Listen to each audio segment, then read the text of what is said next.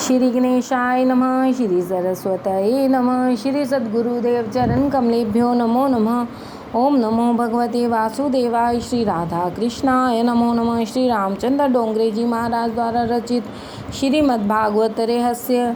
श्री कृष्ण जी का द्वारिका गमन।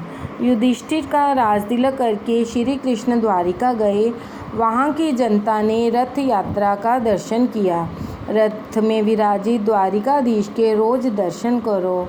उनके हाथ में शंख चक्र और पद्म, गदा और पद्म है। रथ सोने का है।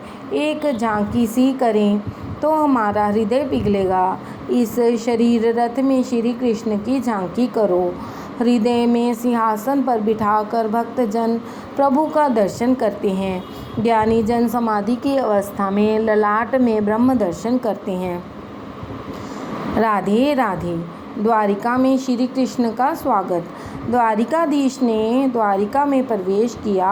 नगर जन कहते हैं कि आपकी कृपा से वैसे तो सब ठीक था, एकमात्र दुख यही था कि आपका दर्शन नहीं कर सकते थे। सभी को श्री कृष्ण दर्शन की आतुरता है।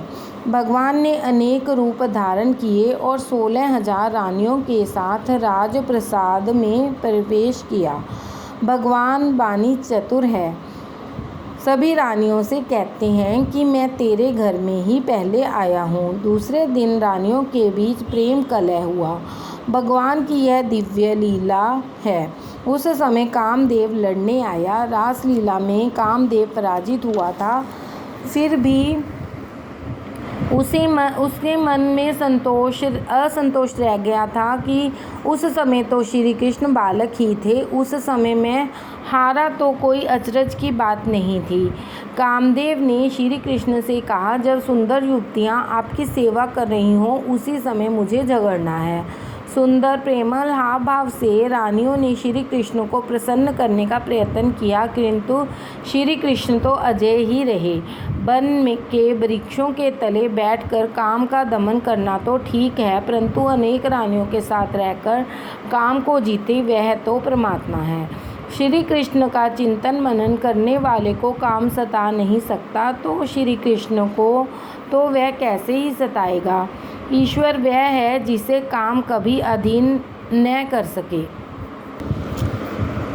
काम के अधीन हो जाए वह जीव है। श्री कृष्ण को कामदेव पराजित न कर सका।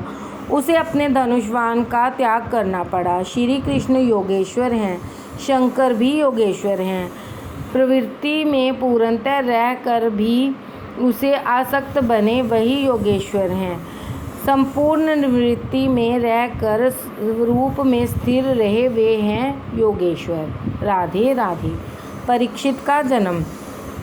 12वें अध्याय में परीक्षित के जन्म की कथा है। उत्तरा ने बालक को जन्म दिया और चारों ओर देखने लगा।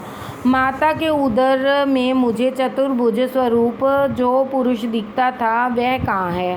परीक्षित भाग्यशाली था, उसको माता के गर्भ में ही भगवान के दर्शन हुए।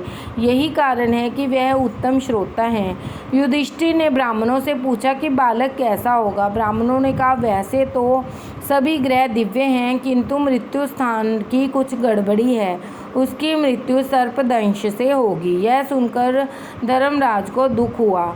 मेरे वंश का पुत्र सर्पदंश से मरे, यह ठीक नहीं है। ब्राह्मणों ने उसको आश्वस्त किया, चाहे सर्पदंश से ही उसकी मृत्यु होगी, किंतु उसे सद्गति मिलेगी। उसके अन्य ग्रह शुभ हैं। इन ग्रहों को देखकर ऐसा लगता है कि यह जीवात्मा का यह अंतिम जन्म है। 9वें स्थान पर स्वगृही उच्च क्षेत्र का बृहस्पति जिसके हो वह धर्मात्मा बनता है। परीक्षित दिनों दिन बड़े हो रहे थे। 14वें और 15वें अध्याय में धृतराष्ट्र पांडव मोक्ष की कथा है। 16वें अध्याय में परीक्षित चरित्र का आरंभ होता है। विदुर जी तीर्थ यात्रा करते हुए प्रभास क्षेत्र में आए। उन्हें खबर हुई कि सभी कौरवों का विनाश हुआ है और धर्मराज सिंहासन पर बैठे हैं। केवल मेरा भाई धृतराष्ट्र ही धर्मराज के यहाँ मुट्ठी भर खाने के लिए रह रहा है। विदुर जी आए। धर्मराज ने उनका स्वागत किया। विदुर जी सम्मान मांगने नहीं आए थे, अपने बंधु को बंधन मुक्त कराने आए थे। उन्होंने 36 वर्षों तक तीर्थ यात्रा की थी। संत तीर्थों को पावन करते हैं। वैसे तो उत्तमा सहजावस्था, मध्यमा ध्यान धारणा, अधमा मूर्ति पूजा च तीर्थ यात्रा अधमाधमा।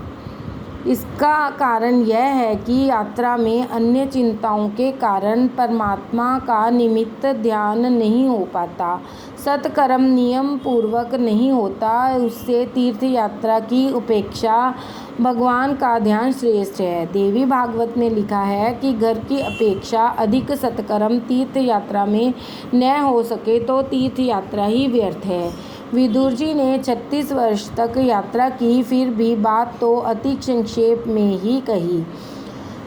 आत्म प्रशंसा मृत्यु है। इस अपने सत्कर्मों का स्वयं अपने मुख से वर्णन न करो।